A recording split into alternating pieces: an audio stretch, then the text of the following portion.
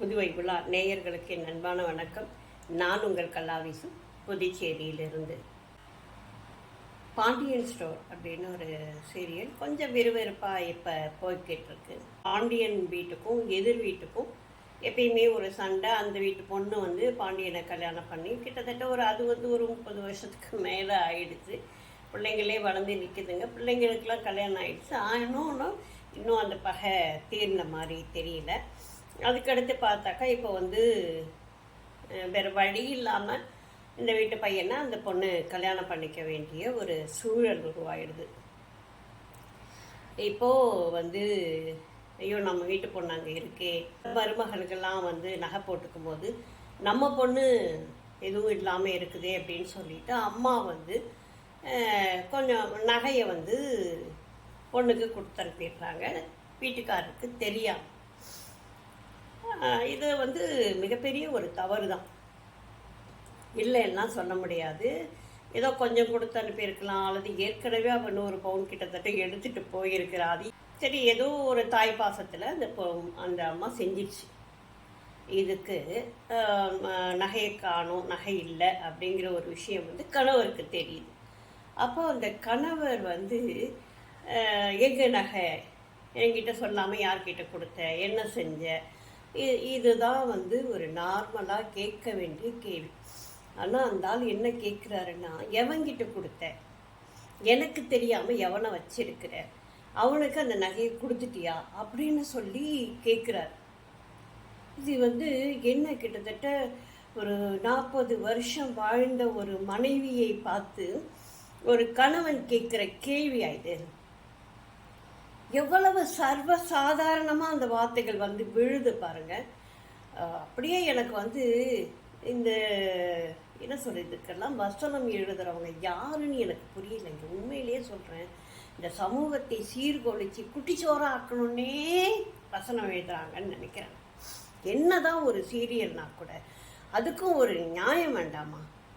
இப்படி ஒரு கணவர் கேட்டால் ஒரு மனைவி அதுக்கப்புறம் அந்த வீட்டில் இருக்க முடியுமா? இருக்கணுமா நான் கேட்குறேன். அந்த அம்மாவுக்கு போகிறதுக்கு வேறு வழி இல்லைன்னு நினைக்கிறேன். மாமியார் கொஞ்சம் சப்போர்ட்டிவாக இருக்கிறாங்க. அதுக்கப்புறம் நான் ஓரகத்தையும் கொஞ்சம் சப்போர்ட்டாக இருக்கிறாங்க. அதுக்கு மேலே அந்த கணவருடைய தம்பி அண்ணின்னா ஒரு குடும்பத்தில் அம்மாவுக்கு பிறகு அண்ணியை 2வது அம்மா அப்படின்னு சொல்லி கொழுந்தனாரெல்லாம் அந்த மாதிரி தான் பார்ப்பாங்க.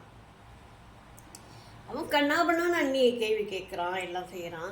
இந்த நாயும் பார்த்துக்கிட்டு பேசாமல் என்னடா அது நம்ம பொண்டாட்டியை ஒருத்தன் கேள்வி கேட்குறான். என்னதான் தம்பியாக இருந்தால் கூட, என் பொண்டாட்டியை பற்றி நீ எப்போ அந்த கேள்வி கேட்டேன்னு கேட்கவே இல்லை. இவனும் பேசாமல் இருக்கிறான், எருவ மாட்டுக்கு மழை பெஞ்ச மாதிரி. இதெல்லாம் ஒரு கேரக்டர், இதெல்லாம் ஒரு ஜென்மம்.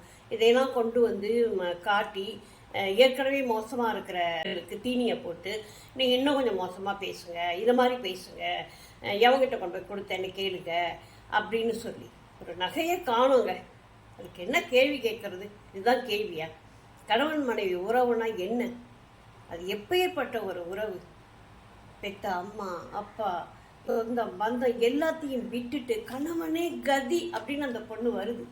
அப்போது அந்த பொண்ணு காலம் முழுவதும் இந்த கணவனுக்காகவே தன்னை மாற்றிக்கொண்டு தனக்கு பிடித்தவர்களை ஒதுக்கி வைத்துட்டு, கணவனுக்கு என்ன பிடிக்கும், அவருக்கு என்ன செய்யலாம், அவருக்கு என்ன பண்ணணும், அவருக்கு எது பிடிக்கும், என்ன செஞ்சால் அவர் சந்தோஷப்படுவார், இப்படியெல்லாம் பார்த்து பார்த்து செய்கின்ற ஒரு மனைவியை பார்த்து ஒரு கேள்வி, எவங்கிட்ட கொண்டு போய் கொடுத்த, எவனை வச்சிருக்கிற, இதெல்லாம் அசிங்கமாக இல்லைங்களா?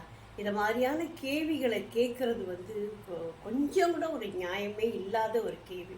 இந்த சமூகத்துக்கு ஹரிச்சந்திரா நாடகத்தை பார்த்து மகாத்மா காந்தி இனிமே பொய் சொல்லக்கூடாது, இவ்வளோ கஷ்டப்பட்ட நிலைமையிலே ஹரிச்சந்திரன் பொய் சொல்லலை, அதே மாதிரி நானும் பொய் சொல்ல மாட்டேன் அப்படின்னு ஒரு உறுதிமொழி எடுத்தாருன்னா அது எப்பேற்பட்ட ஒரு நாடகம், எப்பேற்பட்ட ஒரு தாக்கத்தை மக்கள்கிட்ட ஏற்படுத்தியிருக்கும். ஏன்னா ஊடகம் அப்படிங்கிறது அது மிகப்பெரிய ஒரு வலிமை உள்ள ஒரு ஆயுதம் மாதிரி. அதை எவ்வளவு அழகாக நம்ம பயன்படுத்துகிறோமோ அந்த அளவுக்கு நமக்கு இந்த சமூகத்துக்கு அது நல்ல விஷயங்களை கொடுக்கணும். ஆனால் என்னென்ன மோசமான விஷயங்கள் இருக்கோ எல்லாத்தையும் கொண்டு திணிக்கிறீங்க. அப்போ இந்த சமூகம் எப்படி நடந்துக்கும்? அதே மாதிரி தானே இருக்கும். நீங்கள் என்ன விதைக்கிறீங்களோ அதை தானே முளைச்சி வரும். தயவு செஞ்சு சொல்கிறேன், இந்த சீரியல்களுக்கு வசனம் எழுதுகிற வசனகர்த்தாக்கள் கொஞ்சமாவது உங்கள் வீட்டில் உங்கள் அம்மா இருக்காங்க, உங்கள் மனைவி இருக்காங்க, உங்கள் அண்ணி இருந்திருப்பாங்க, உங்கள் மகள்கள் வந்து இன்னொரு வீட்டுக்கு போய் குடும்பம் பண்ணணும், இப்படியெல்லாம் இதையெல்லாமாவது யோசித்து கொஞ்சம் சிந்தனை பண்ணி மரபு சார்ந்த விஷயங்களை கொச்சைப்படுத்தாமல் கொஞ்சம் நல்லபடியாக வசனங்களை எழுதுங்க. கேட்கவே நாராசமாக இருக்கு. நன்றி, வணக்கம்.